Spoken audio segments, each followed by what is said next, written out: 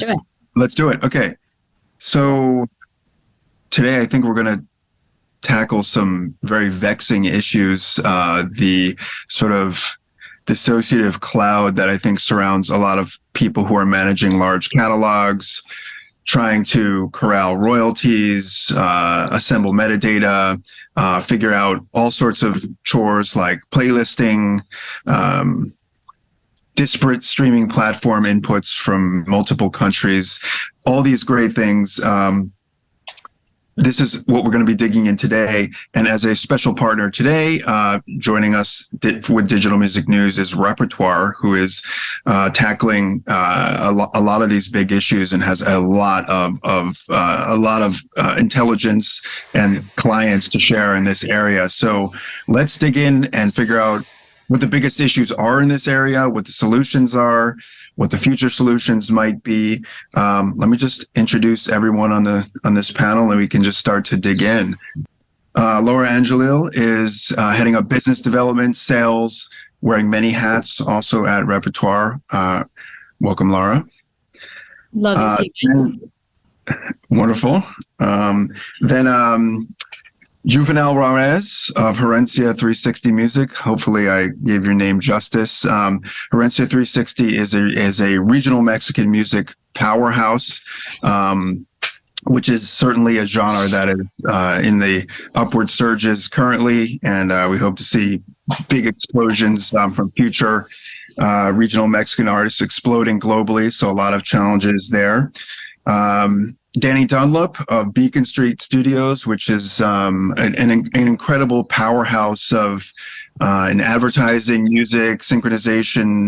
The client list is extremely impressive. The spots are quite dazzling. So if you're not familiar, please take a look at Beacon Street. And also Beacon Street is here, I say here, in Los Angeles, not Boston, which is where I initially thought you guys might be located. But anyway, little synapse cross right there. Markus Schwarzer of Cyanite.ai. Markus, hope I'm giving your name justice as well. You are. Okay, good. Yeah, Good. it's good.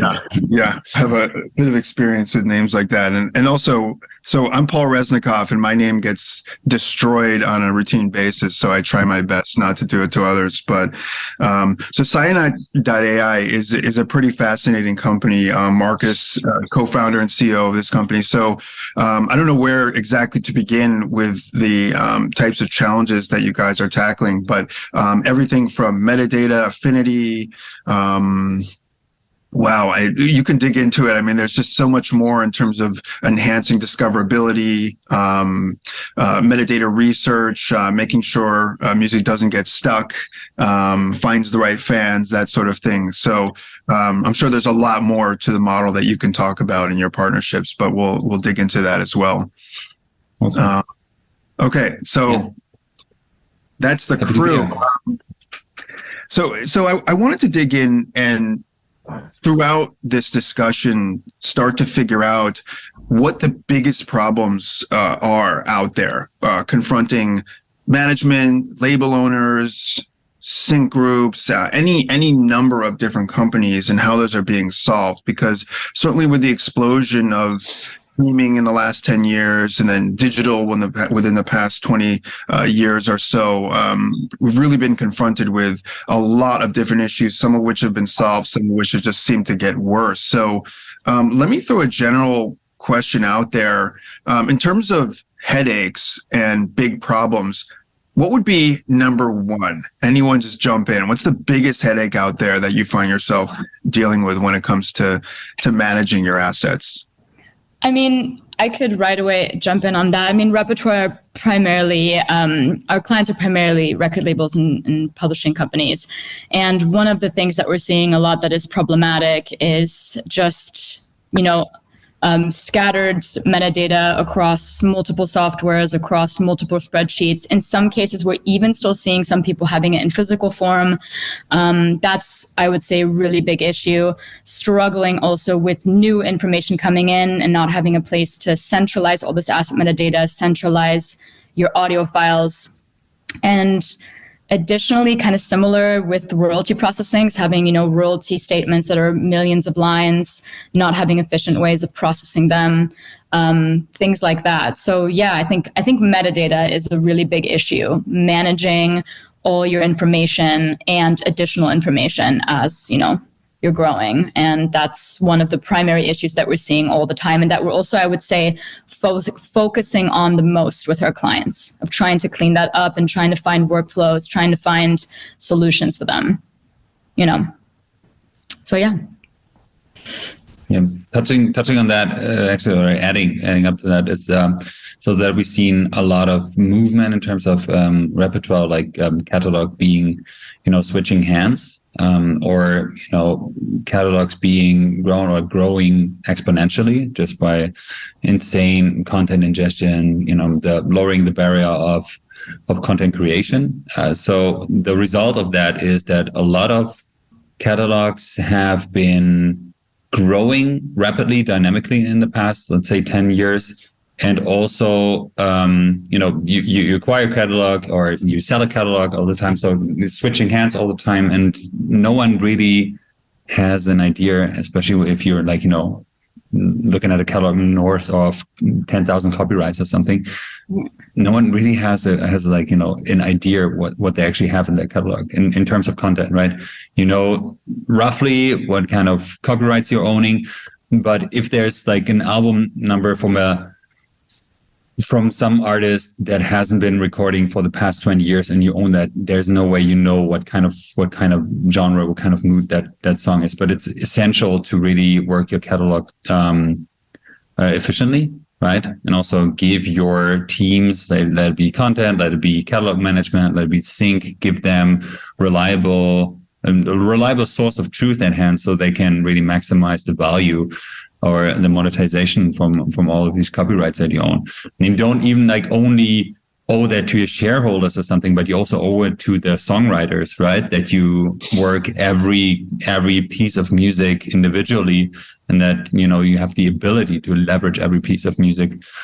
So we've seen a lot of these problems pop up lately. Yeah, Markus, that sounds like it makes a lot of sense, given that when a catalog is purchased for some enormous sum of money, it's typically the artists themselves are the prizes, but then of those artists, let's say it's Red Hot Chili Peppers or whomever, the big hits are obviously the songs that are most mentioned and given the most attention. But of course, any major artist that's had a decade that spans decade plus 2 decades, there's going to be a lot of songs in there.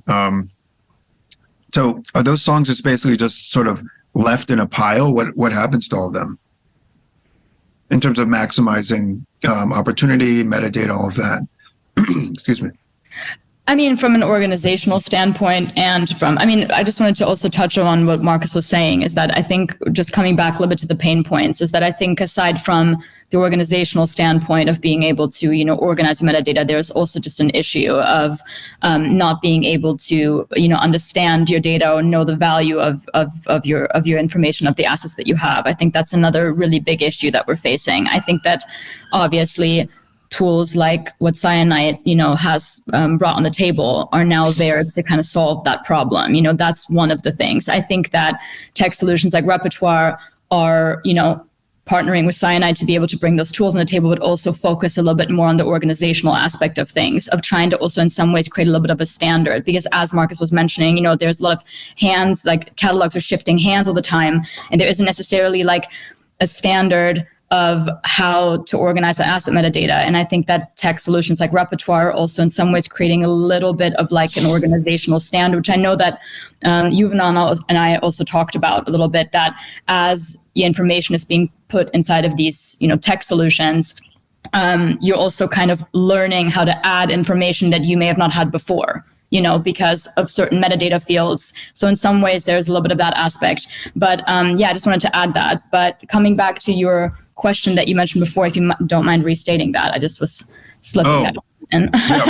That was a tremendous explanation, because I know there are going to be a lot of changes in music IP valuation. So maybe I'll just shift to the kind of move it forward a little bit. There are going to be a lot of catalogs changing hands. Yeah. We have a lot of turbulence going on with Hypnosis, potentially other giant catalog tranches out there. How does a better metadata management landscape start to revalue or change the way that catalogs get assessed moving forward?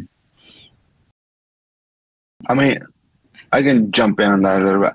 We try to have a good understanding of where we stand, like the value of our catalog, almost on the publishing side and the record side. It's an exercise we have this ongoing process, answering our CEO's questions. I think I look at it like, you're always going to get approached with these like exact valuations or exact, contractual obligations. And I think with systems like Reprtoir, I look at like trying to reduce the liability where you don't understand what the liability would be. And it's usually a percentage. We try to get to like 90+%, 95+%. But what that means is like you're gonna have, like Markus was saying, sometimes over time, stuff gets handed down. You purchase catalogs, you buy out rights, and there's this, misunderstanding of these bulk of the catalog's works. Like, what is this? Where do they stand? And I think these systems today, they really solve this issue of, okay, we have 1,000 or 10,000 copyrights. We understand 97% of our obligations, liabilities, because that's what these hedge fund groups want to do. They want an exact number, and sometimes you're not going to have this perfect number, but at least a very probable, like, well, we know that, 97% of these works, they're locked in. We have agreements. We've generated this much revenue from them. And there's always going to be this ongoing small liability. I think the cleanup of metadata with systems like Reprtoir, you can really even get to the, 99, point something percent, because you're always going to have those few songwriters or artists who they disappeared. You can't get a hold of them physically. There's obstacles of sitting them down and signing, that agreement on the pub or the music side. So I think definitely metadata, the tools that systems like Reprtoir has, they're super important to these new approaches from groups trying to buy out catalogs. And it's all just, putting it in the box over and over. And then, the system kind of starts to generate. And now with these amazing AI tools, they give you really good stats on like your catalog is missing certain percentage from this writer.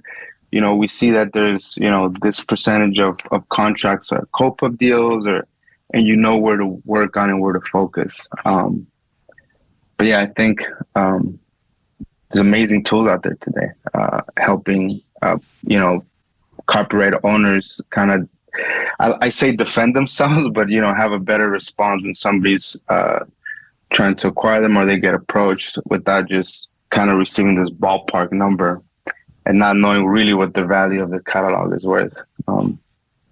That's pretty interesting. So Juvenal, you're outlining a problem that is rarely discussed, which is that, in any large catalog, there's going to be a percentage that has problems, that's unknown, has ownership conflicts. There might be legal issues surrounding certain tracks or areas. Is there a way to just say, okay, with an identification tool that can sort of give a red alert on an area, is just to say, hey, we want 97% of this catalog and we want to value it around that. And then this other 3%, either there's some sort of contingency or it's out of the deal. How are deals going to be reshaped with this new knowledge?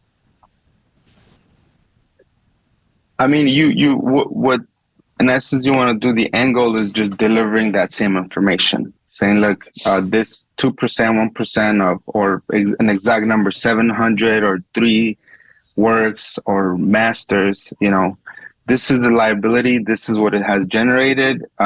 Maybe it's reported, maybe it was reported erroneously, but you're literally just transferring over the information that you have at hand. It's not knowing your own information that I think has been a huge obstacle over the last 10 years, as we've been discussing, just the volume of data.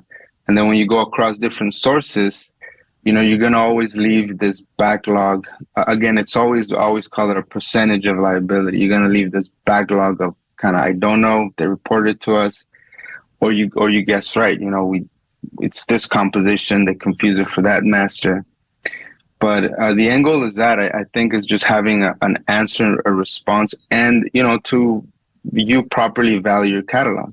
When you're really aware of exactly what what multiple you want, without guessing, you can have, because they obviously want to buy cheaper and you want to sell more expensive, and you have to find a middle ground without getting attacked with this I don't know, let me go back, and you just like a deer in headlights.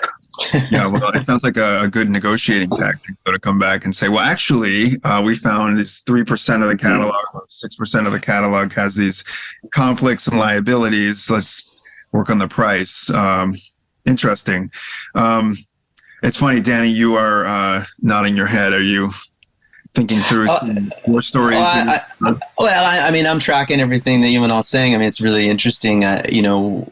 We as a company, come from a different, a different structure where we have a large catalog, but we own all the rights outright, as a company. So it's we're not using these tools, to manage rights as much per se. It's like, what I like to go back to what Markus said, it was having a single source of truth that really resonated with me, because, one of the things that we have really been able to take advantage of with Reprtoir and Cyanite as well, is to take some of the subjectivity out of the meta tagging of these things. We like to say assets and all of these things, right? But we're talking about music, right? It's like, let's not forget that it's art that we're talking about. And because it's art, there's a certain amount of subjectivity involved in describing it and talking about it and connecting to it.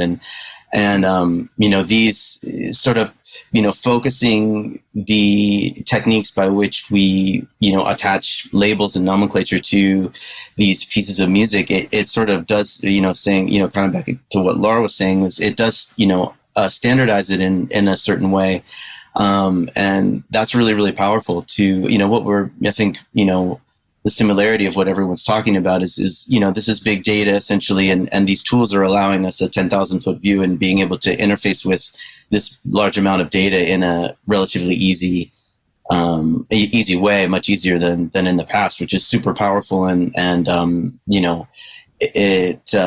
for us, it is really, having these extra levels of organization through, being able to easily add new assets to, pieces of music to our catalog in a rapid pace. Whereas, when we had to, when a lot of these processes were more manual, we would maybe, ingest a chunk of data, maybe every 2-3 months. We would, it would be like this large dump, right? But now, because it's so easy, it's very much dynamic. It's just happening as we generate, 10 to 12, sometimes 20 pieces of new, new ownable IP a day. And so these are all getting ingested into the system, and they're getting tagged, appropriately by the system, which has been, again, super, super powerful for us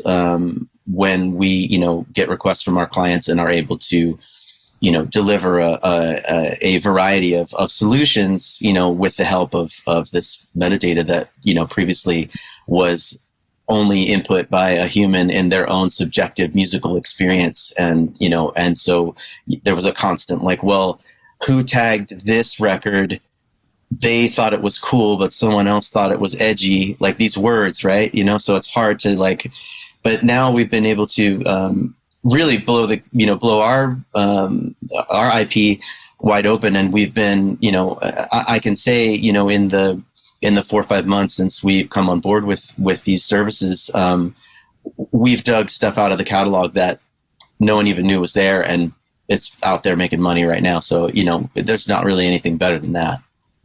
Yeah, this is Oh, sorry. I was going to just jump on that really quickly is, I think that there's so many things that you've mentioned just now that I feel like I can jump on. But one of the things was, when we're talking a bit about subjectivity, there's actually a conversation that I've had with Jakob at Cyanite as well on another call, is that there is, of course, that something like auto tagging can create in some ways a bit of a standard across classification identification of songs. But then you have something like prompt searching, which in some ways celebrates the human bias, that celebrates human subjectivity, because in some ways it allows someone to, write a text that could be completely, based on their own description of something that they're looking for, and that can pull some information. So I think that there is something quite impressive about these tools can work in conjunction with each other, in some ways helping human error, and in some ways accepting also that human beings are always going to be subjective, and as a rule, kind of coming at that from both fronts, one could say. Right. And also just being able to have access to the value of your data. I think one thing that I've also had conversations about with clients, of Reprtoir, that we're extremely excited about the fact that we were releasing AI audio analysis tools, and the ones that have been trialing it before we've released it, they've all mentioned that there is being able to have access to tools that let you extract valuable data from your catalog is something that puts a lot the power back into also it levels the playing field a little bit for, companies that are a bit smaller, independent companies who don't have a huge infrastructure of a bunch of people tagging their catalog or looking for information or, retrieving songs for pitching or whatever.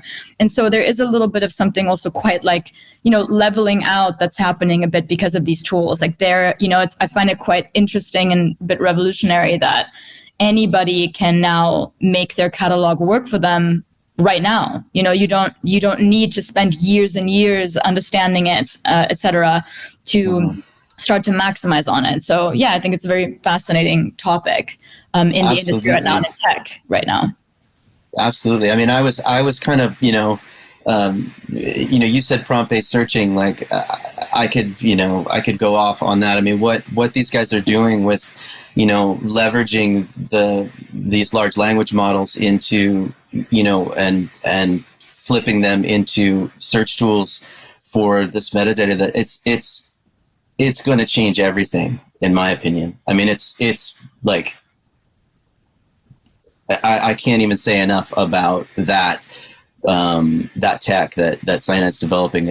I don't think, I'm not sure that many people are, understand what's happening, and not many people have been exposed to it yet, but it's going to change. It's just going to change everything, I think, as far as, putting a value on your catalog and being able to search your assets for appropriate, returns. It really is gonna change the whole thing. I'm super fired up about it. I mean, we've been demoing some stuff, and we've seen the direct benefits of it immediately. It's just been I don't know. I'm stammering because I'm just so fired up about this new. Awesome. It's a brand new way for you to interface with your catalog that no one has. You've never it's never been done before. It's not only the process is different, but it flips your mind in a new way. It's like a whole new part of your brain that you get to use in order to in order to search these things, and because of that, you get back surprising results that are effective. And that's for me, from a creative standpoint, to be able to and it's like you're partnering with this tool, to be able to partner with a tool that surprises you with a suggestion that is valid, but also unexpected. I mean, where I'm coming from, that's gold. It's like, it's amazing. So, all right, enough. Sorry. Appreciate it so much. It's really great to hear, and that's amazing to hear. That's exactly 100% like that. You just did the sales pitch, because it's 100% what we had in mind when we were developing the system. Really like, how would we imagine? We didn't want to iteratively improve how music search is done today, right? We didn't want to do like more keywords. Like, people need more keywords to be more granular. It's like, how can we just rethink the entire way people want to, like, how do we want to, like, in a perfect world, how do we want to find great music, and what do we expect from the machine to understand in that way? And when we started like developing all of this, and ChatGPT wasn't, Midjourney, all of that stuff wasn't around, right? So it's kind of that inception by itself. But like, also one little correction there, because we're not leveraging any LLMs. Like, we actually build everything in house, right? So everything is built just from the same people. That has the advantage that it doesn't have so much behavior that you don't really understand, because you don't have so much friction between different systems not communicating with each other. So that's for us. I apologize for that. I mean, as a developer myself, I'm constantly trying to figure out how things work, right? And I have to say,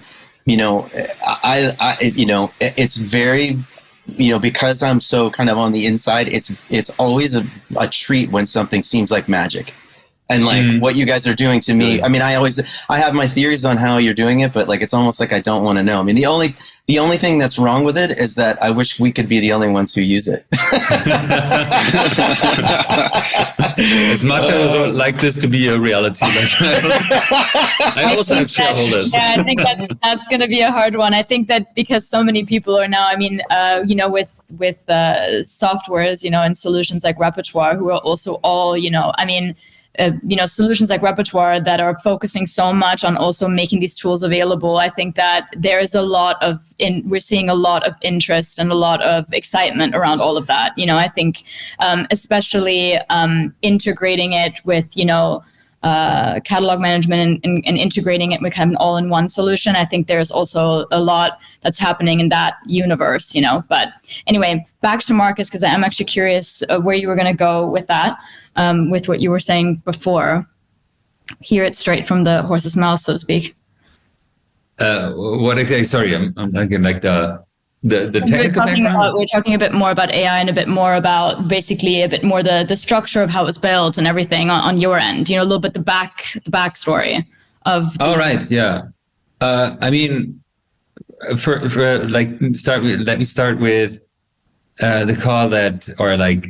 Actually, like the node of alert or something, like, because I know there are some people out there building similar kind of experiences built on ChatGPT, and that's just like, pouring a lot of your valuable music data into the dragon's mouth, like just right into it, and like, enabling OpenAI to at some point in the future, build really powerful Gen AI algorithms. So I wouldn't recommend doing that, because it's like, I don't think that OpenAI has the best interest of the music industry at heart.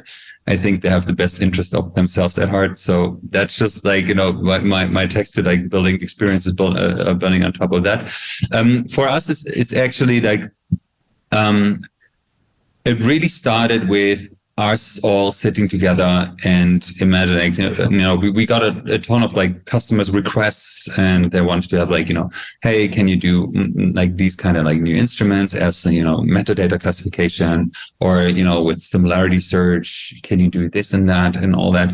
And of course, like, we always have an open heart, and we have a huge part of our business is really improving our system based on customer needs and customer requests and customer feedback. That's a huge part of it, and like huge part of our success. But then we also retain, let's say, about 20 to 25% of our time to sort of like look into the future and go away from customer requests, and try to imagine what they can't imagine yet.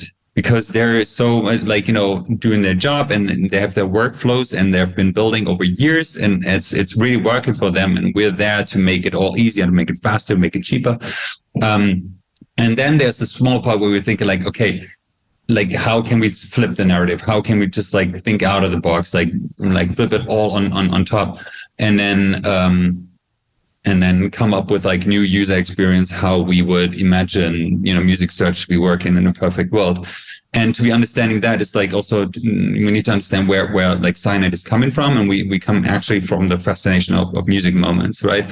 So this is a moment where just the music randomly fits perfectly to your situation, to your activity, to your mood, to like, your who you are at the moment. So you walk down the street and it's boring. You put the right music on top of that, and all of a sudden it becomes this immersive moment that you can sometimes remember with 10 years, right? In 10 years, we can come together. I ask you like, hey, or like play you the song, and you can like in detail tell me the situation you've been in when you first heard that song. And that was always the fascination of it. And I think being able to speak in your own language, describe the sound that you want to listen to, and then actually get it, it's bringing us closer to these music moment experiences.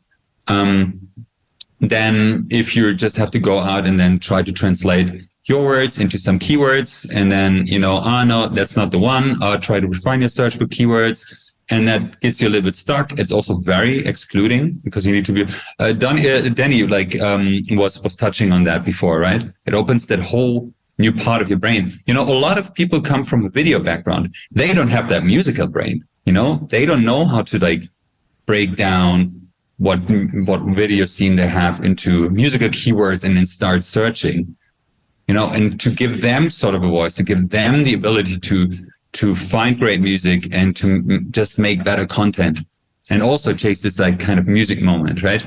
That was at heart when we developed the what we call free text search. It almost sounds like we're not going to need a curating music supervisor anymore. We just have the tools now to automatically match music. It opened up a different, we get that a lot actually, it's like, hey, are you disrupting, or are you music supervision, are you putting music supervisors out of their job? We're not targeting the high end, right? With that, it's not like the next Marvel movie is only like, gonna get like the next blockbuster is only gonna get music that's curated by Cyanite.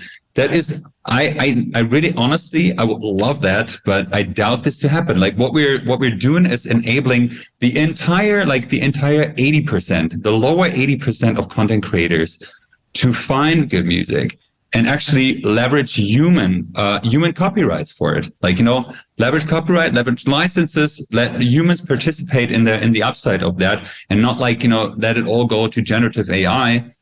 Because generative AI is lurking around the corner. It is there to like, jump in. And then when somebody is creating a new video for YouTube or for Instagram, TikTok, whatever, and they're searching for a song, they will want to go for where the best user experience is, right? Where do I get actually the musical content, and who does understand me? Like, where do I get the best musical content for my video, and how can I license that really quickly? And we want to have the same sort of user experience, but with human copyrights, right? With something where they pay the license, and that license fee enables a creator, or like enables a musician to keep doing their art. And yeah, that's basically the mission behind that. I love that so much. And I'm going to say something maybe a little bit controversial. So does that mean that you'll block usage of the API for generative music companies? I mean, I don't want to put you on the spot, but I mean, well, but you just, I mean, I know, I'm so sorry. I'm really sorry to do that, but I want to, because what you said was so beautiful, and I believe it so much, but I also know that, your system can meta tag an AI generated piece of content as easily as it can a human generated, and it becomes even more powerful when there's limitless content, right? It's like, so how, I don't know. And maybe this is a conversation for a different call. We can talk about this later. It's an interesting one, because you also don't know where generative AI is going to go. Is it going to be like, the doom of the music industry, or is it going to enable? enable it's going to do new- exactly what it's going to do. Sorry to cut you off. It's going to do exactly what you propose to your service is going to do. It's going to chop off the lower 80%. That's what Midjourney does for graphic designers, chops off the lower 80%. You know, all of these people that get by making their money on these smaller jobs, like that's going to be more and more and more and more difficult. All these composers that get by making their living, making music for reality television, you know, and all these like lower, you know, kind of echelons of, it's going to get more and more interesting and challenging. Not to, I've turned the conversation up. I apologize. Let's we should jump. I actually have an interesting note on that, though, because I recently was on another panel where we had a conversation about this, and I think there was a mention of the fact that, of course, you know, there's this influx of all of this, you know, AI generated music, but you know, AI audio analysis tools that, you know, work for catalog optimization in some ways are a little bit of an antidote to also that fear of the market getting a bit eaten up by that, because now you can actually leverage your assets and maximize on your catalog in that way more. So some people are saying that there is a little bit of like in some ways it could be a bit an antidote to that. I mean, I think that's a little bit naive, but I think it is something to think about, that in some ways generative AI is one thing, and yes, you know, potentially will, you know, flood the market, but AI catalog optimization tools will also allow for essentially people to make a lot more money off of their catalog much, much, much quicker. I love that. That's something a little bit, you know, something what I remember was quite interesting. But yeah, just to note that, because I remember we had a conversation about that on another panel, actually. It's a very, very hot topic right now. Absolutely. But I mean, that optimistic view is much more. You know, I'd much rather take that standpoint than, you know, than the road we were just walking down. So yeah, and I mean, ultimately, from Reprtoir standpoint, you know, metadata is metadata to us, like assets are assets to us. It doesn't really matter if somebody comes and says, you know, here's my AI generated catalog and I'm making money off of this. I mean, that's a whole other conversation if that's going to be possible and how it's going to be possible. But for us, if somebody says, hey, I want to use catalog management for, you know, my AI generated music, then, you know, it's fine if it's human created or not. And if they want to use tools to help them understand their catalog, it's the same for us. But I think the conversation of, you know, leveraging the value of your data with tech solutions like Reprtoir and with AI audio, with AI tools like auto tagging and similarity search and all of these other things. You know, there's also auto description, prompt searching, and playlist creations and things like this. I think there is something also, yeah, very optimistic in that sense. I think that there is a lot, in, you know, even if it's crude to say, I think there's a lot of money to be made from that knowledge and that speed that you're gaining, you know, because in reality, that's what it all comes down to, is it comes down to the fact that you can delegate and, you know, automate and save time of so much, you know, of so many things that essentially give you the space then to focus on creative things. And I remember when we had a conversation, Danny, you were also mentioning, we were talking a lot about similarity search and, you know, and being able to have anybody on the team, you know, find similar tracks and go through your catalog. And that's so great. But there is also that creative element, that human element, that wanting to invest time into finding the right song for the right ad and, you know, creating it, you know, because in your case, you guys are also producing the music. So I think there's always, you know, there is still space. There is still a lot of space for that. And I think, like we're saying, I don't think that space is gonna, you know, I think, you know, I don't want to say that I know the future, but I think that space is going to still remain, so to speak, you know. But, yeah. And I think I just want to add Juvenal, go ahead. Yeah, sorry. This is all exciting because we're jumping on this. I almost feel it's unfair that all these tools are available, but you know, every on the publishing side, everybody always has this push for sync, right? And you know, we have our stuff categorized generally, but there's a lot of awesome comments that Danny was saying.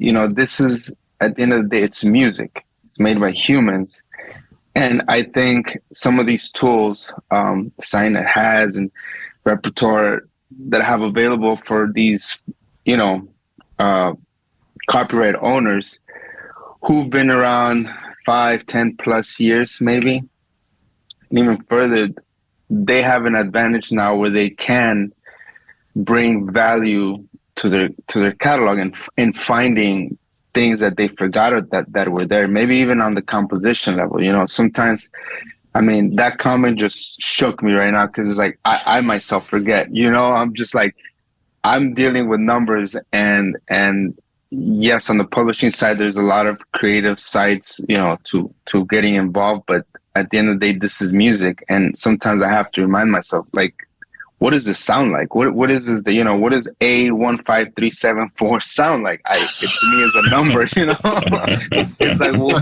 what is USMC 7000 something?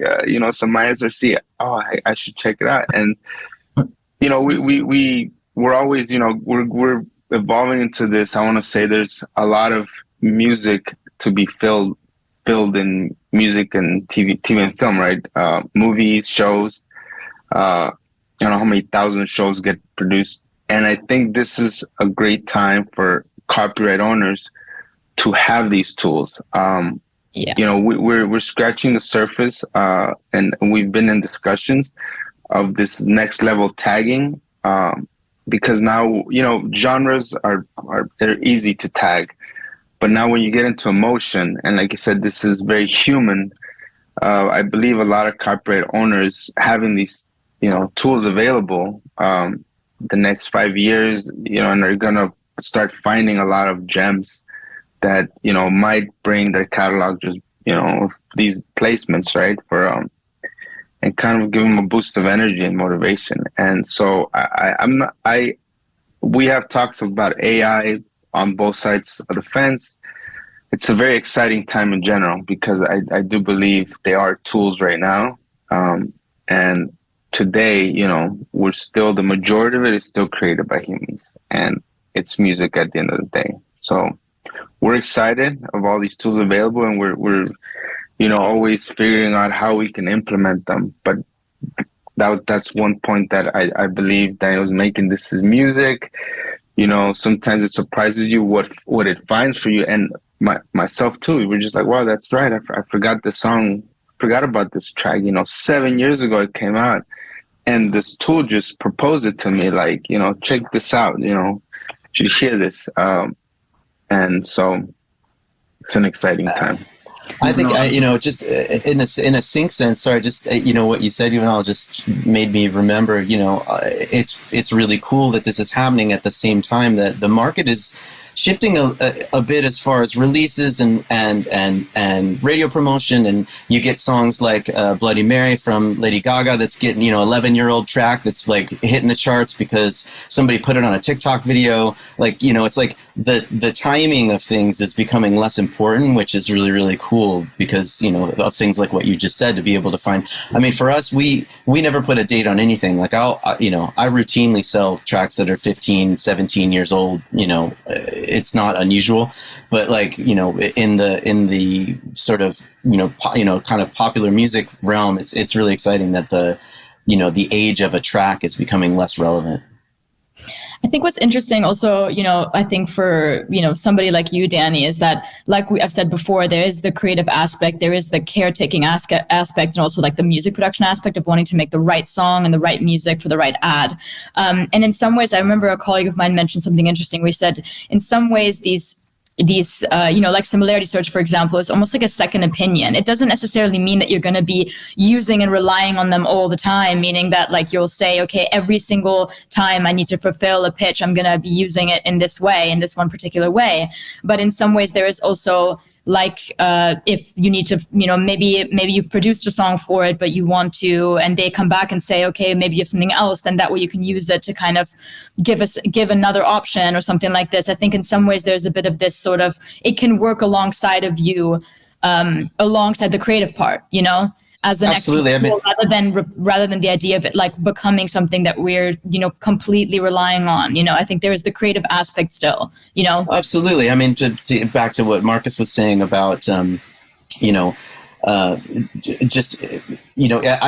every search is kind of like a journey, right? So you start the journey and you try and arrive at a destination, right? But like and you're going to do that, with or without the tools. But what these tools do, like similarity search or free text search, it just gives you it gets you into a nicer car, and you can just drive faster. You can make more stops. You can do more things, but you're still like, oh yeah, this track. Well, how many more tracks do we have that sound kind of like this? Oh yeah, of these 5, like this one's kind of cool. Well, what about the bass line from that? And it's like, it just opens up that other part of your brain, like Markus was saying, and gives you these other opportunities. And in that way, it's funny that it does, it is a great example of how AI can, partnering with, an AI can be even a more fulfilling creative process than without. So totally get you.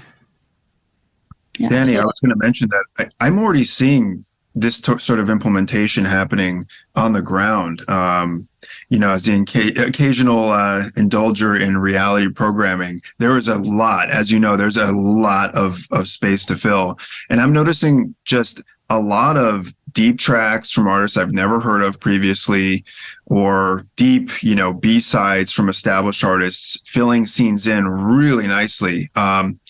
Matching the mood, matching the moment, the situation in a way that I've never seen before. I can't put any numbers against it. You know a lot better than I would, but feels like we're very much not just early stages, but this is an expanding area for filling in real artists in programming that just would not have big budgets for major artists.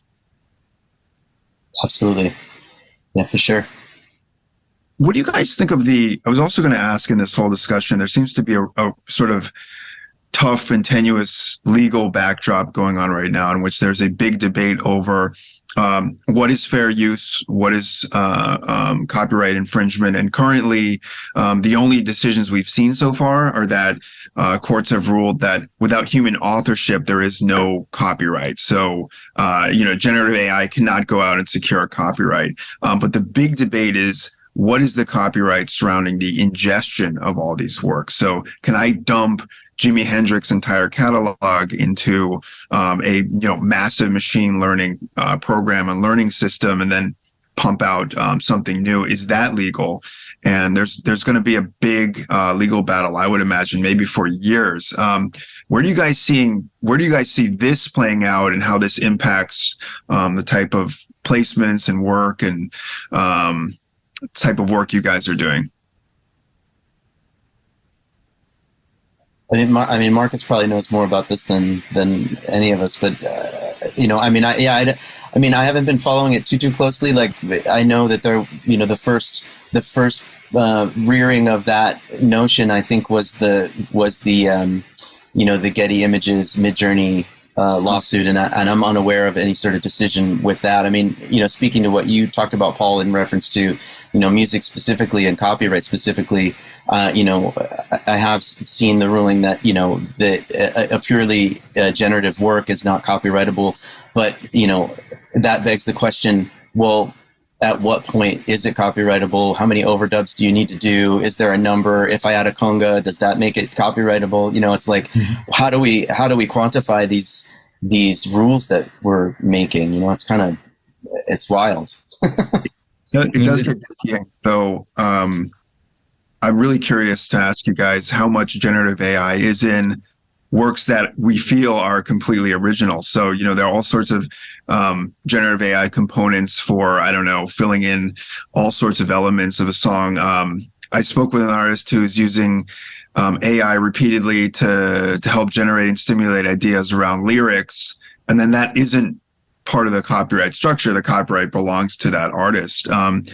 What do you guys think is the percentage of just AI in a lot of new tracks that are coming out now that maybe we know, maybe we don't? As far as generative composition? Sure. Yeah. I think very little right now. Okay. Mostly because every time a new tool comes out, I just run it until it breaks. And thankfully, I can report that I haven't come across anything yet that really is, making me all that nervous today. But I mean, I know that it's going to happen. I mean, a lot of this stuff is, I don't want to get into the weeds on which ones are better than others, and there are some that are better than others. But I mean, I think from a compositional standpoint, probably not that many. However, vocal transformer models, obviously, that stuff is everywhere. Like I think, it's, there are companies that are offering these services for, the user experience is very low friction, and, to transform your voice into another voice, that's, all over the show. That's everywhere. I actually have a call tomorrow with the Screen Actors Guild, about this topic in particular, since they just came down with their ruling about, generative people in film and background artists and all that thing as a result of the strike. But, the commercials contract is a separate contract, and there is no current rule in place about if I were to if I were to sing a vocal, transform it into someone else's voice, who gets on the union contract, who, how does that work? We're in the dark on that. There's no real way to know yet. So chiming in there quickly, when you see the lawsuit, of course, from Getty Images and Stability AI, everybody knows, or everybody feels ethically okay that might be, crossing the line, or that's they cross the red line with that. And just assuming all that content and throwing that into the AI. Likewise, it would be the same with generative AI. But when we look at the output, I actually find the ruling of that the human has to do just one thing. You can just do the intro. You can do a second of silence before that song, and that makes there's a human touch to it, so it's copyrightable. It's nothing, but I find the ruling actually good, because what it does there, it slows down the generation of content, right? You can only do so much. You can only put manually the second of silence into that song, for so many tracks a day. Maybe how many? 200 tracks a day, maybe 1,000 tracks a day. If you're really quick, and if you write a script for that, then again, there's no human touch to it, and then it's not copyrightable, right? So it restricts the sort of this massive inflection, this extremely exponential growth in the content, or in the creation of copyrights. It restricts that in a way which is actually kind of smart. And how else do you want to do it? We thought about this a lot. There's no other way. There's no better way of doing that. So actually, we think that really not too bad. No, it's super cool. The question is, how do you enforce that? What about the detection of it, though? Because of course, if somebody is ethical and says, okay, I'm going to follow the rules of, if I want to make this copyrightable, I'm going to have to put a human touch to it. So I'm going to, take the extra time to have to reconstruct the song to, but how are we going to know that someone did or didn't do that? I think that's the... Well, you have to register the copyright somewhere, right? So okay, right, of course. You have to register in that process. Probably you have to tell those people what you did, maybe in that kind of process. So that makes it. But in terms of detecting it, today or yesterday, I believe the distributor actually claimed to have released a model that can detect AI to a certain degree, AI generated, and then again it's going to be cat and mouse. It's going to be cat and mouse game until the end of days. Is that really what we want? Somebody else put in a new generative AI model, and then we need to adjust all these detection models to also backtrack and then kind of detect why that is now generative AI. And who wants to tell you that I didn't how are they supposed to tell me that I didn't put that 1 second of silence in front of the song, right? They can't claim anything like that, and then they're gonna block it, and it's not gonna fly. It's not gonna work like that. Right. It's going to be interesting. We've got to figure it out as we go. There's a lot of building the plane as we fly. Error in that. I think we're going to see a lot of errors in that situation. It's a 100%. Bit of a medication for the symptom, medication for a medication. But it's interesting what's going to come. I've had some frank discussions on this topic of being able to detect inputs, and many feel it's absolutely impossible. That there's no way to look at, a generative AI piece of music and say, well, that goes back to, a 2001 song by John Mayer or something like that. That this is just a fool's errand.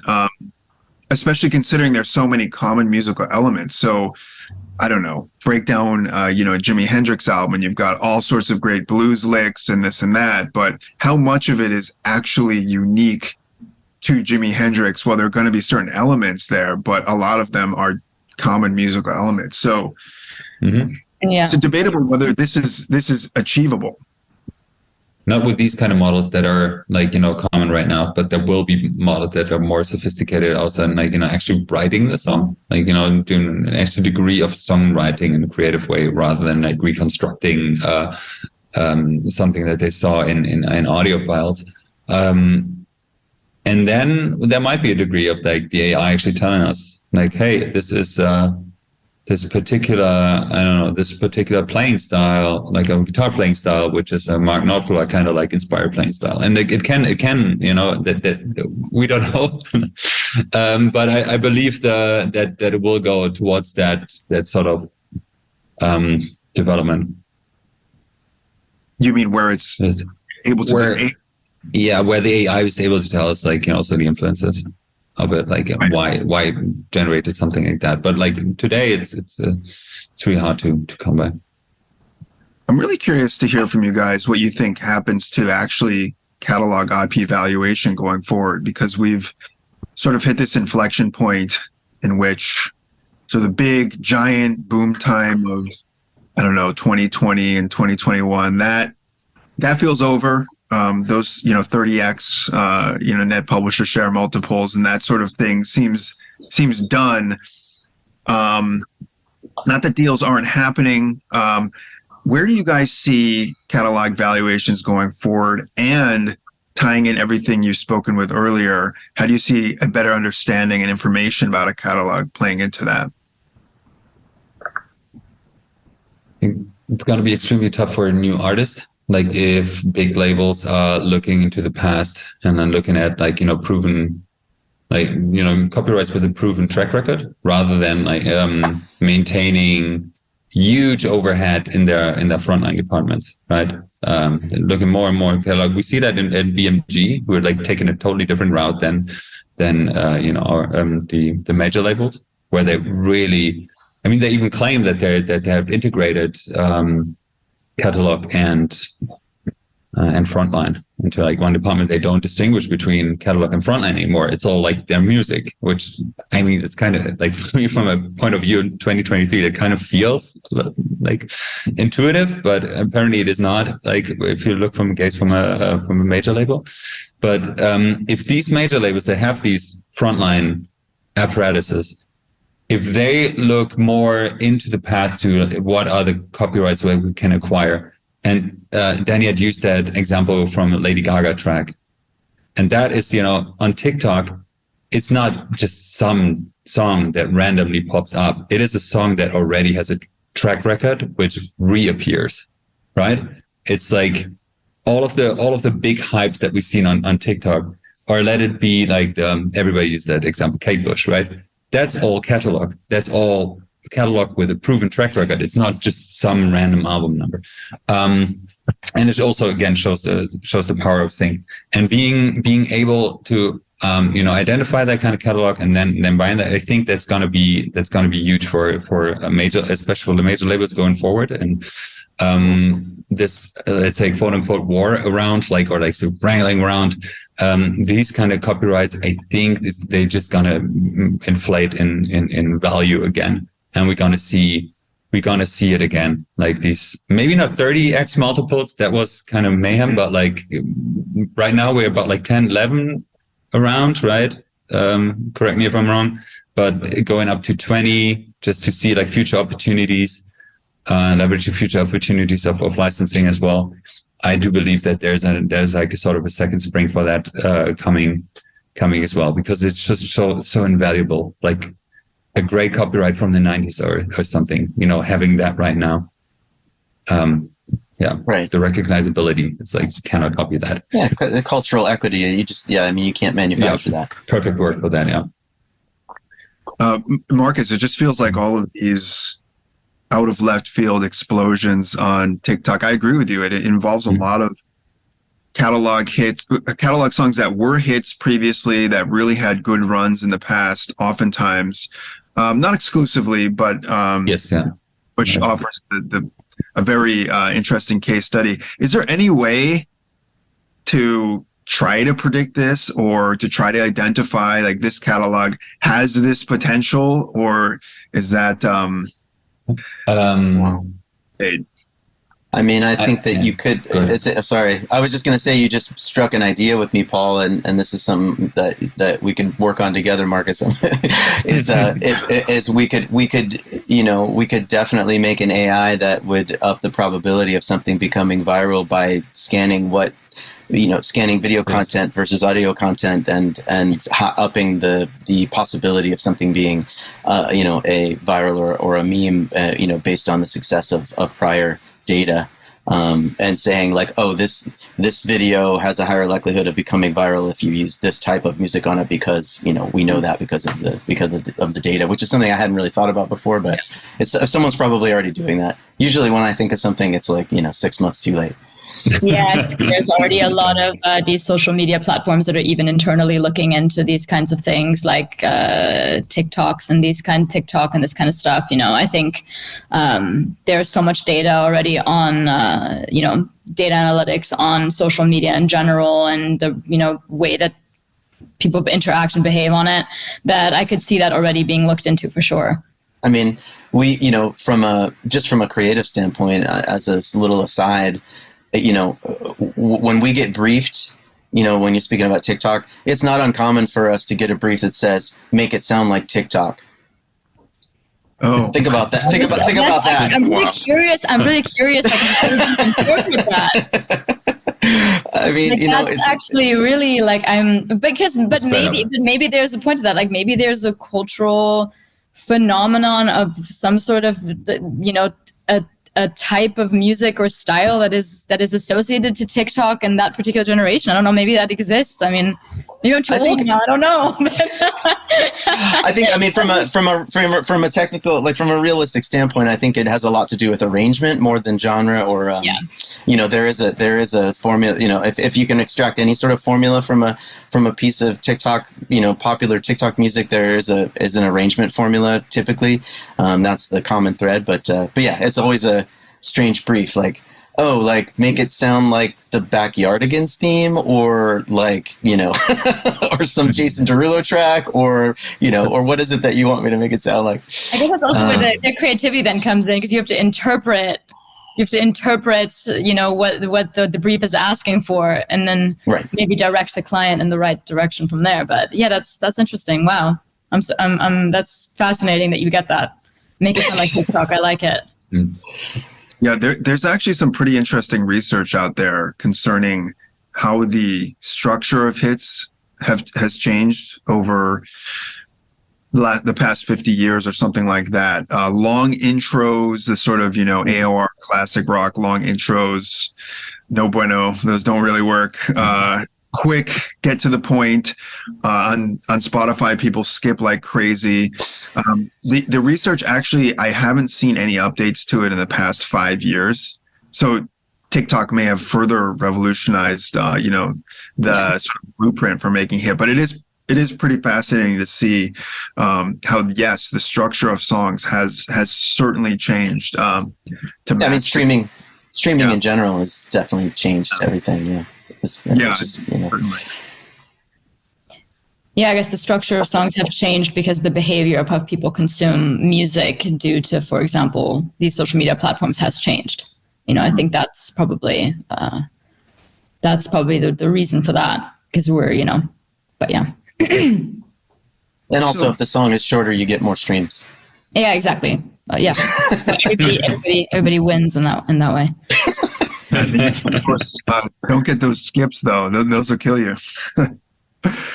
Have you ever seen someone just skipping through on Spotify? If you're sort of like sitting shotgun in a car and someone's just like boom, boom, boom, boom. It's interesting when I witnessed that firsthand. Just a music fan just skipping through a playlist.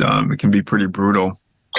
We're just seeing $0, $0, $0, $0, $0. Well, So much funny. goes into a song. Like there's someone who's put so much into that song, and then it makes it 4 seconds, and you're on to the next one. But that's most true. I've always felt in electronic music, because it really lives from this. Maybe it's my Berlin bias, but like it really lives from the building of it, right? You know, building on top new layers and something, and you can only understand that structure when you listen from the top and not like just like, you know, skipping.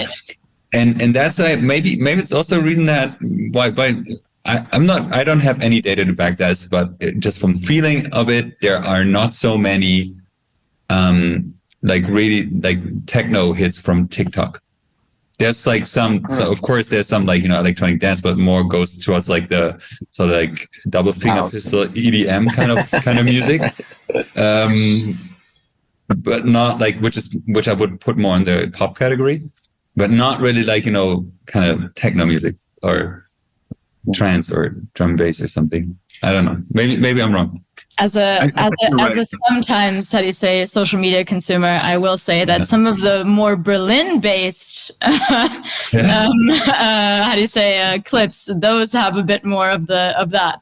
But I think it's not enough for it to take up any large percentage. But all right. I know Bicep had a TikTok hit once. That must have felt strange for them. Super like uber cool, like blood-based producer duo, and all of a sudden they're big on TikTok. It's like, yeah, strange. It's a strange world. Yes. Yeah. Well, Markus, I'm glad you classified a lot of the hits that are sort of in the EDM bucket on TikTok as pop, because that's been a good change, a huge change in EDM. I think that is ultimately the proper class. Hope I'm not stepping on anybody's toes here. No. It's all good. Yeah. So, I mean, I had more questions, more stuff to kick around. I don't know how we all are on time or what our parameters are there. I'm good. I'm good. Yeah, I think everybody's doing all right. I think it's more, I think, for you, Markus, because it's a bit later on your end and a bit later for me, but I think all of you are at the beginning of your days, so. I'm good. No, I'm happy to stay on for a couple more minutes. I think we're scheduled until like 7:30, right? That's where solid time box. Yeah, so we can do another. Dinner's waiting. Another 15 minutes or so, maybe. If you guys are. That sounds great. The other last question I had was really on the CMO and PRO side. Seems like I'm hearing many nightmares and all sorts of issues with metadata dispersed across dozens and dozens of CMOs and PROs, and just money getting trapped. Overall, do we feel like that is improving? Is more money starting to flow and get back and be collected?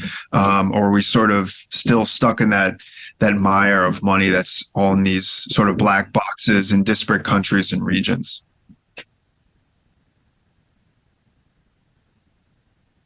I mean, from my perspective, I think it's definitely always improving. I think it all has to do with registration. I think that's the initial solver right there. And being able to identify as you're being reported from PROs, from your sources, your mechanicals on the master side, being able to identify what's not being reported and why, and hitting whoever your aggregator or the source, hitting them back and getting those registrations through. I think we're beginning to see a lot of improvements in terms of PRO related data matching up with sound recording, matching with the pub side and mechanicals, and it's improving. It's not a perfect system. You're starting to see the PROs on the performing side on YouTube, right, on the mechanicals, which took a while. And I think it was just a matter of time before every copyright owner decided to register their whole catalog versus just their singles. And, there's this like matching nightmare when you're talking about different sources across thousands of copyrights. But like Lara has said, I don't think processing is an issue anymore. 10 years ago, people would do it on an Excel sheet to the capacity of their laptop. And Excel, whatever the capacity was, a million lines, and they had to chop stuff up. I mean, this is now not a problem. And it's giving, I think these tools to, again, smaller independent labels and publishers being able to solve this faster. And I think it's just awareness. And, there's a lot of content out there. There's a lot of panels now on the subject. We see it definitely like, wow, like this just came in from the performance side, like weird. 3 years ago, and BMI picked it up, right? Or CSAC picked it up. And now it's relatable to in the States, right? To the MLC, or you're like, wow, okay. But there's still a lot of, dirty work, unmatched data, and there's definitely the tools, and they're fast.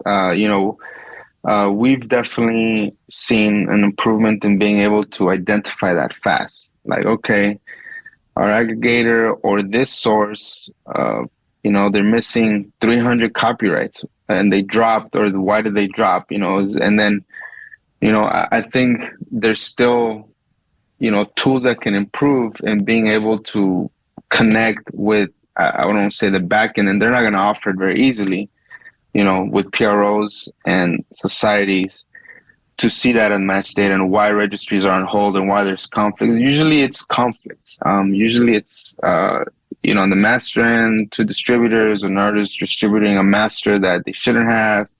On the publishing side, you're just going to have, errors from big data just clashing across different sources, metadata from Spotify and Apple, publishing info. But the tools are there. You can easily be like, okay, there's now 200. Now we've cleaned them up. Now there's 150. And why are they coming through? Oh, because half of them are in conflict. It's nothing to do with our process. It's just, they haven't cleaned it up. They're still in. But I think I definitely am excited for that part, because, volume is always, it's going to keep on growing. Even independents are releasing large amounts of releases per month. And, it's a great time to adapt. And if you're just starting out and, you're getting in that, threshold of, 5K assets, before there wasn't tools, it was like you have to go with the big guys, counterpoints, and now, you have Reprtoir with, amazing lightning speed. You can dump millions of lines of data and easily be like, all right, I'm missing 30 copyrights now. We're almost there, guys. We got to figure out why they're not reporting on these, cents, but they'll add up at the end. Mm-hmm. Yeah, I think that obviously in that case, scalability is such a big factor. As you were saying, as things are growing and growing, tech softwares and solutions like Reprtoir have to be capable of growing with that movement and growing with the influx of information and royalty processings and all of this. But I'm really happy to hear that we can provide that. So that to you, Juvenal, that's working well for you. So that's fantastic. Yeah, we're like years ahead of even 3 years ago. I mean, even 4 years ago, I just look back at like, wow, like the things we had to do to figure some of these, discrepancies, and then the timetables, right? PROs report in certain cycles, DSPs in other cycles, master versus publishing. And you're really just trying to, at the end of the day, we're trying, and in my area, we're trying to report to the songwriters and artists as fast as possible and get them their money. Yeah. That's really it. That's really the end goal. Yeah, absolutely. And when you have hundreds of writers, calling, you want to answer those questions fast. I think he's touching on something really interesting there, and important there is that also the data transparency between companies and their rights holders, having access to rights holder portals and access to information, being able to pay people on time. I think that this is another big part of tech solutions like Reprtoir is the payment cycles and just the general organization of royalty processings have been made so much more efficient with tools like Reprtoir. And also errors, that's one of the things that we're hearing from clients all the time, is that they're so amazed to see that there is validation systems that are integrated into our software, that we make sure things are correct, that information is double checked, these kinds of things. So, this kind of stuff, especially on the royalty front. So, yeah. Yeah, it's we love how times have changed. Where before it seemed like there was these cutthroat processes, right? It's like cycle ends, cut off, next, wait 3 months or 6 months, and now you can kind of have this, even though you're in the middle of a quarter or a bi-yearly period, you can still answer some questions in between or get a good idea of, when, a songwriter calls you or an artist, hey, I want to know how's it going, what's my status before, but like you would have to answer, you have to wait 3 months, you have to wait 6 months. Yeah. Now it's like, and especially if they're the top tier, talent, you just give me a few days or give me a few weeks. We can kind of figure this out. You don't have to wait 6 months.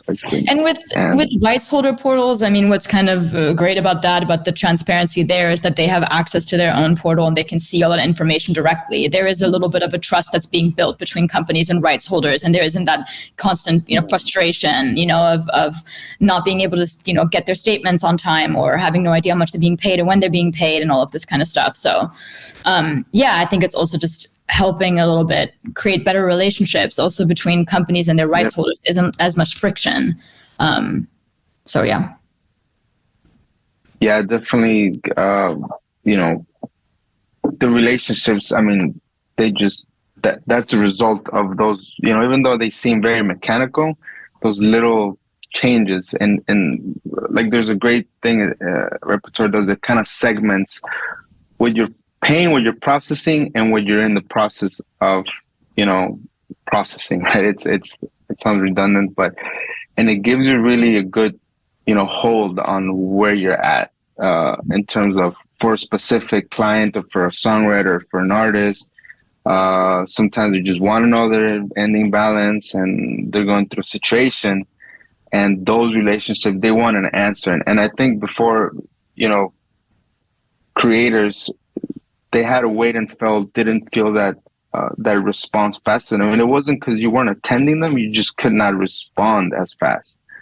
Nowadays, you're just like, hey, buddy, just give me a few weeks, right? Or sometimes even internally, right? Like we have our CEO, a visionary, sometimes he wants to go 1,000 miles an hour, and it's just like, I need answers now, right? I need to know how fast we're growing on this end, publishing wise, how's the sync side going? And before it would just be, let me process this bulk of papers, or later, bunch of statements, and we can figure this out in a half a year, right? Or sometimes it will be a year to even get some grasp of these questions. And now it's just like, just give me a few weeks, maybe we can paint a really good picture of this sector of the company, right? It's an amazing time.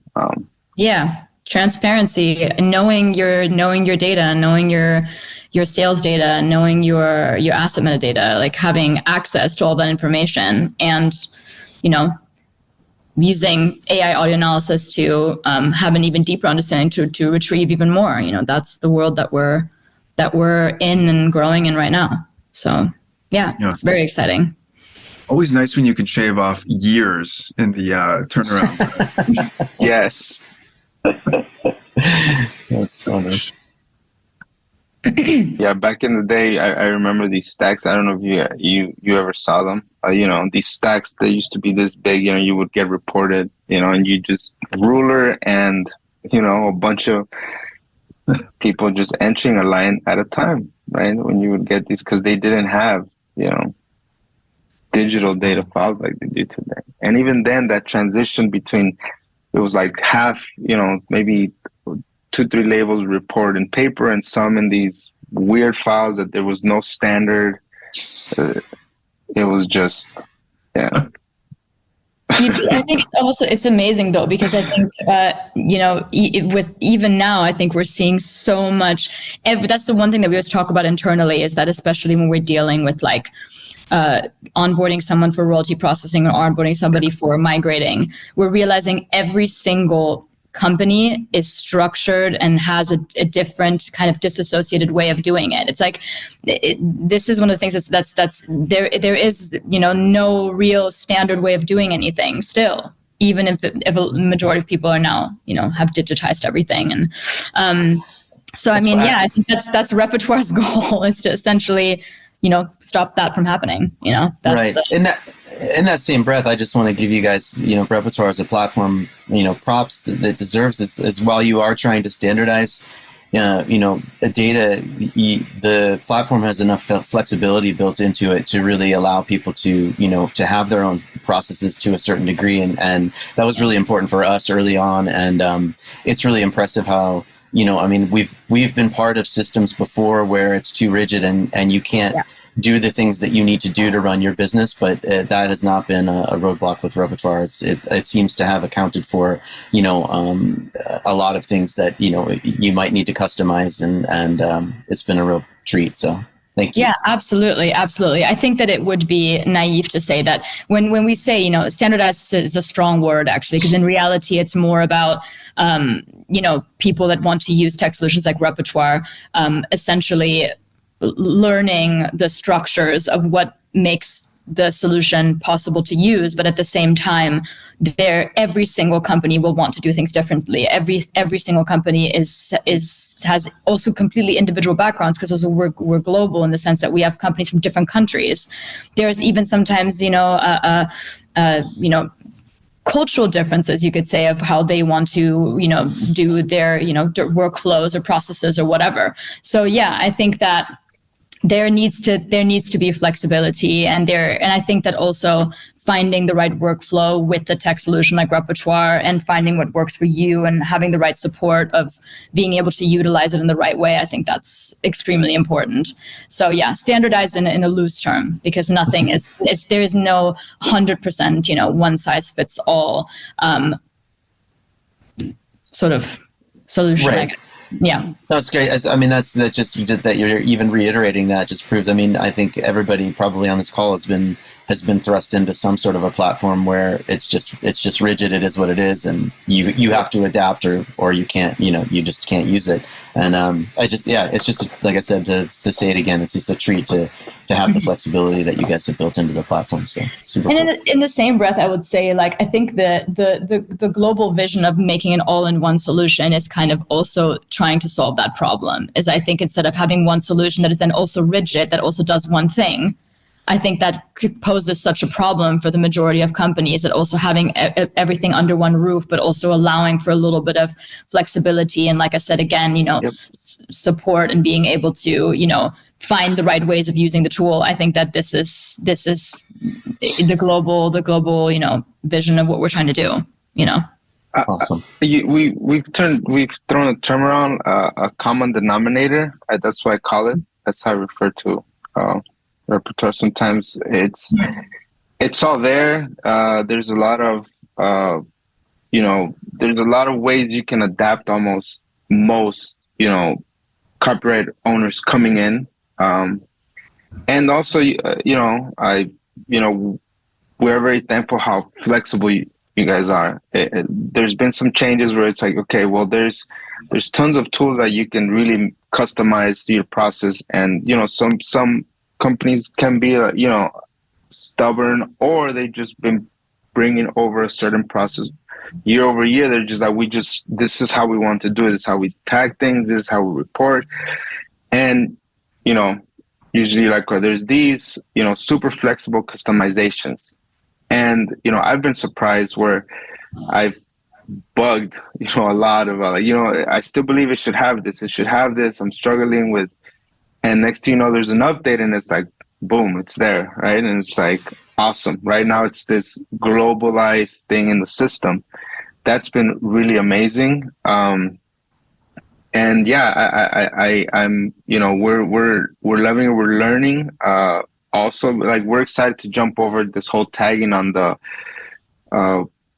record side. I want to say, tagging emotionally, tagging outside of just general genres. We're really excited to, we're always pushing sync, but it's been, as any other standard copyright owner, you're based on requests, right? Or your top tier talent that's out there making noise or asking for their things to be synced. But we're like, we've always felt there's a lot of potential there, and we've seen the updates, and we're just like, wow, we're gonna push on that. I think 2024, we want to start. We definitely notice, all the tagging that it does on the automatically on the record side, and we're just, amazing. I didn't know this. I could never just on the fly hear this track, because sometimes you're dealing with compositions and you're like, well, let me hear this, and you open up YouTube, right? And then you now it's all there, and having the power to not cross, right?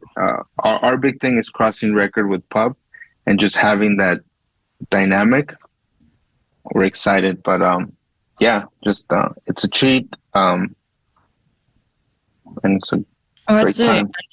Fantastic to hear, and Nice. Great to hear that also, that you're feeling that the integrations and the new things that are coming out are things that, you want to use. I think we're feedback driven. We listen to what clients need. We listen to what the music industry needs and what is for the future, and that's also why the integration of the AI tools, I think that is something that we're going to continue to want to build out. We've at the moment have auto tagging similarity, but we also want to integrate prompt searching and auto description and grow forward and provide those new technologies. So, it's good to know that you feel like we're, providing the things and listening in that way and coming from a feedback perspective. So that's great. Yeah. And Juvenal, thank you so much for, ending us on such an upbeat note, because I only hear war stories on registrations, CMOs, MLC, whatever it is, these locked up catalogs that cannot be resolved, matched, paid out. So it's good to hear that there's some softening going on there and some money's finally getting released with the tools to do it. So it's a good upbeat, hopeful note to end on, I think. Yes, it's improving. It's definitely, and we're light years ahead of where we used to be, I think, especially on the publishing side. I think the record side, it's different. It's evolving in a different way, but definitely on the publishing side, it's a huge challenge, especially for, you have a lot of these labels that have the publishing arm, and they kind of don't know what direction where to start, and then they're just signing, and 3 years pass and they have, 5,000 copyrights, and, they're just like, why isn't money coming in? They're getting calls from songwriters. They don't know how to answer these questions. Right. And I think it's definitely, it's going to improve. It's going to get better. I'm hoping to see some type of integration. I mean, I know the PROs is going to take a while, from their standards, and they're all different, and the way their metadata is available. But I'm positive that hopefully it opens up, just like in the US, the MLC has opened up a lot of tools for a lot of independents. And then that'll just be the bridge between everything. Once you're able to relate,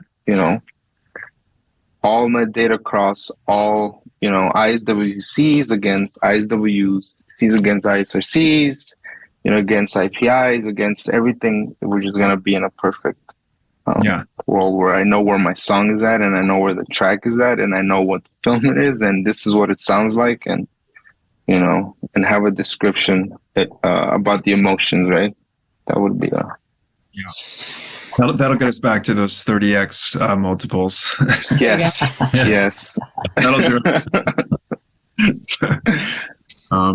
Well, yeah. So from my end, those are all the questions I had. I've actually just been compiling a list of the biggest headaches related to catalog management, and now I have a good juicy list, so I can share this back with you guys. But thanks for breaking those down so nicely.